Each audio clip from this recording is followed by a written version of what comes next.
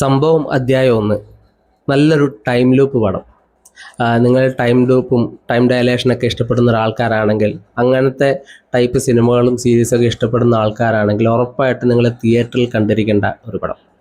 മലയാളത്തിൽ അധികമാരും time loop കൺസെപ്റ്റൊന്നും ചെയ്തിട്ടില്ല. അപ്പോൾ അത് വെച്ച് നോക്കുമ്പോൾ ഇത് വൃത്തിയായിട്ട് വളരെ നല്ല രീതിയിൽ, എന്നാൽ സിമ്പിളായിട്ട് ടൈം ലൂപ്പും ടൈം ഡയലേഷനൊക്കെ കാണിക്കുന്ന രീതിയിൽ വളരെ നീറ്റായിട്ട് എടുത്തിട്ടുണ്ട് സിനിമ.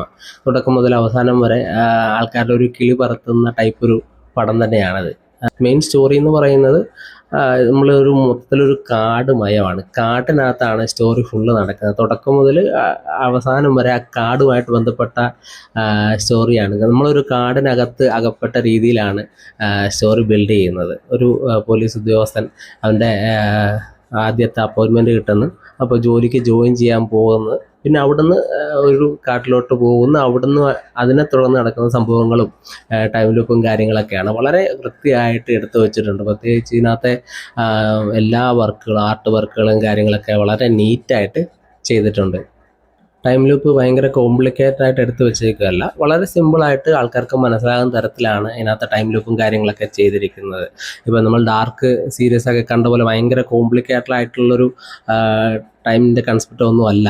വളരെ സിമ്പിളായിട്ട് ആൾക്കാർക്ക് മനസ്സിലാകുന്ന തരത്തിലാണ് ഇതിൻ്റെ ലൂപ്പും കാര്യങ്ങളൊക്കെ ചെയ്തു വെച്ചിരിക്കുന്നത്. എളുപ്പത്തിൽ മനസ്സിലാവും, ആർക്കും മനസ്സിലാകുന്ന തരത്തിലാണ് അതിനകത്ത് മൊത്തത്തിൽ ചെയ്തു വെച്ചിരിക്കുന്നത്. എന്നാൽ നല്ലപോലെ ടെസ്റ്റുകളും തുടക്കം മുതൽ അവസാനം വരെ ക്ലൈമാക്സ് ഒക്കെ നല്ല അടിപൊളി ക്ലൈമാക്സും കാര്യങ്ങളൊക്കെയാണ്. മൊത്തത്തിൽ സിനിമ അടിപൊളി സിനിമയാണ്. പിന്നെ മൊത്തത്തിൽ ആ കാട് ചെയ്തിരിക്കുന്നത് വളരെ രസമായിട്ടുണ്ട്. മൊത്തത്തിൽ കാടിനകത്ത് നമ്മളും ആ കൂടെ തന്നെ വിട്ടുപോകുന്നു എന്നൊരു തോന്നലുണ്ടാക്കാൻ ആ ഒരു മൊത്തത്തിൽ കാടിൻ്റെ സെറ്റപ്പും അതുപോലെ ബാക്ക്ഗ്രൗണ്ട് മ്യൂസിക്കൊക്കെ വളരെ വൃത്തിയായിട്ട് നല്ല രീതിയിൽ ചെയ്തിട്ടുണ്ട്. നല്ല എൻഗേജിങ് ആണ്.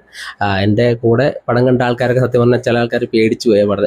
പേടിക്കാൻ മാത്രമൊന്നും എനിക്ക് തോന്നുന്നില്ല. പക്ഷേ എന്നാൽ നല്ല കിടിലൻ ബാക്ക്ഗ്രൗണ്ട് മ്യൂസിക്കും കാര്യങ്ങളൊക്കെയാണ് പടത്തിന്. നമ്മൾ ആ കാടിൻ്റെ ഒരു വന്യതയും അതുപോലെ മഴ പെയ്യുമ്പോൾ ആ ഒരു ഫീലൊക്കെ നമുക്ക് ഒറിജിനലി നമുക്ക് തോന്നുന്ന രീതിയിൽ നീറ്റ് ആൻഡ് ക്ലീൻ ആയിട്ട് ചെയ്തിട്ടുണ്ട്. സിനിമയിലെ നായകനായിട്ട് വരുന്നത് അസ്കർ അലിയാണ്. ആസിഫ് അലിയുടെ സഹോദരൻ അസ്കർ അലിയാണ് സിനിമയിലെ നായകനായിട്ട് വരുന്നത്. പുള്ളി വളരെ വൃത്തിയായിട്ട് ചെയ്തിട്ടുണ്ട്. അതുപോലെ ബാക്കി കുറേ ക്യാരക്ടേഴ്സൊക്കെ നന്നായിട്ടുണ്ട്. പക്ഷേ എനിക്ക് പടത്തിൽ മൊത്തത്തിൽ തോന്നിയ ഒരു കാര്യം, കുറച്ചും കൂടി നല്ലൊരു കാസ്റ്റിങ് സിനിമയ്ക്ക് കൊടുക്കാമായിരുന്നു തോന്നി. നമുക്ക് പരിചയമില്ലാത്ത ആൾക്കാരാണ് കൂടുതലും, 90% നമുക്ക് പരിചയമില്ലാത്ത ആൾക്കാരാണ് സിനിമയിലുള്ളത്. അത് ഈ സ്റ്റോറിയെ മൊത്തത്തിലൊന്ന് അഫക്റ്റ് ചെയ്യുന്നതായിട്ട് എനിക്ക് തോന്നിയിട്ടുണ്ട്. കുറച്ചും കൂടി നല്ലൊരു കാസ്റ്റിംഗ് ആയിരുന്നെങ്കിൽ ഒരു പക്ഷേ കുറച്ചും കൂടി നല്ലൊരു ഔട്ട്പുട്ട് കാണുന്ന ആൾക്കാർക്ക് കുറച്ചും കൂടി ഹൈ മൊമെൻറ്റ്സ് ഒക്കെ തരുന്ന, കുറച്ചും കൂടി റിലേറ്റ് ചെയ്യാൻ പറ്റുന്ന ഒരു നല്ലൊരു പടമായിട്ട് ഇതിന് മാറിയാനെ. ഒരു പക്ഷേ ബഡ്ജറ്റ് പ്രശ്നങ്ങളൊക്കെ ഉള്ളത് കൊണ്ടായിരിക്കും. പക്ഷേ ആ ബഡ്ജറ്റിന് ഉള്ളിൽ നിന്നുകൊണ്ട് തന്നെ ഈ ഒരു പുതിയ ക്യാരക്ടേഴ്സിനെയൊക്കെ വെച്ചുകൊണ്ട് തന്നെ വളരെ നല്ല രീതിയിൽ വൃത്തിയായിട്ട് ചെയ്തിട്ടുണ്ട്. അങ്ങനെ പടം മൊത്തത്തിൽ വളരെ വൃത്തിയായിട്ട് കണ്ട് രസിക്കാൻ പറ്റുന്ന ഒരു ചിത്രമാണ്. എനിക്കിതിന് ഏറ്റവും മോശമായിട്ട് തോന്നിയത് ഇതിൻ്റെ ഒരു PR വർക്കാണ്. ഇങ്ങനൊരു സിനിമ ഇറങ്ങി സത്യം പറഞ്ഞാൽ അധികം ഞാൻ കണ്ടുപോലുമില്ല. മൂവി സ്ട്രീറ്റ് പോലുള്ള ഗ്രൂപ്പിലൊക്കെ കുറേ റിവ്യൂസൊക്കെ വന്നത് കൊണ്ടാണ് സത്യം പറഞ്ഞാൽ ഇങ്ങനൊരു ചിത്രം ഉണ്ടെന്ന് ഞാൻ അറിഞ്ഞതും അതിന് കാണാൻ വേണ്ടി പോയതും.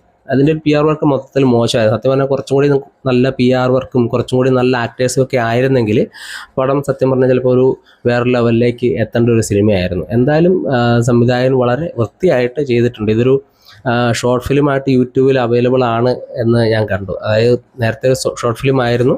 അപ്പോൾ ആ ഷോർട്ട് ഫിലിം ഇഷ്ടപ്പെട്ട ആരോ പ്രൊഡ്യൂസ് ചെയ്ത് കുറച്ചും കൂടി ഒരു സിനിമയായിട്ട് ബിഗ് ബഡ്ജറ്റിൽ ചെയ്തേക്കുവാണ്.